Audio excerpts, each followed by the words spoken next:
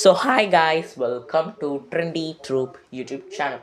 So அனைவருக்கும் இனிய பொங்கல் நல்வாழ்த்துக்கள். ஸோ இப்போ வளவலன்னு பேசாமல் நம்ம ஓட்டிங் பிஸ்னஸ் போகலாம். அதுக்கு முன்னாடி நேற்று போட்ட வீடியோ 7.3K வியூஸ் போயிருக்கு.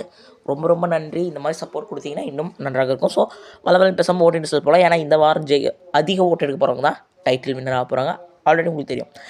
ஸோ 6th பிளேஸில் வந்து பார்த்திங்கன்னா ரயான் இருக்கார். ரயான் வந்து பார்த்திங்கன்னா 5.32% ஓட்டு வச்சுருக்காரு. அதாவது 5625 ஓட்டுகள்.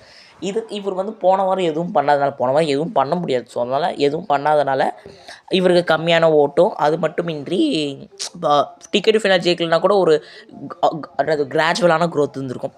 5th பிளேஸில் பவித்ரா ஒன்றும் பண்ணல. 6.23% ஓட்டு, 6583 நாட் இன் யூஸ் தான் நான் சொல்லுவேன்.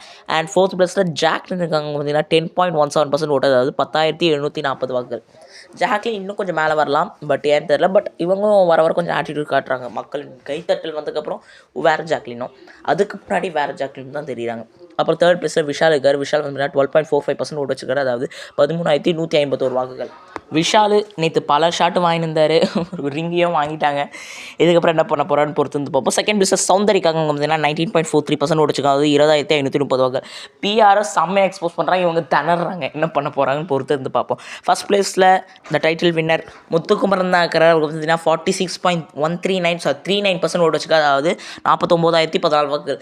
இவ்வளோ சீக்கிரமாக இவ்வளோ பெரிய இதை எடுக்கிறது கஷ்டம் தான், பட் எடுத்துட்டார். முத்துக்குமரன் எந்த மிஸ்டேக்கும் இதுவரை பண்ணாமல் க்ளீனாக இருக்கார். அவர் தான் டைட்டில் வின்னர் ஆக போகிறாரு. இவ்வளோ சீக்கிரமாக இவ்வளோ பெரிய இலக்கு என்பது கஷ்டம். பட் எனக்கு தெரிஞ்சு இது 2 to 3 லட்சம் போக அதிக வாய்ப்பு இருக்குன்னு நினைக்கிறேன். பொறுத்து இருந்து பார்ப்போம். ஏன்னா நார்மலாக 2 லட்சத்தை தாண்டுவார்.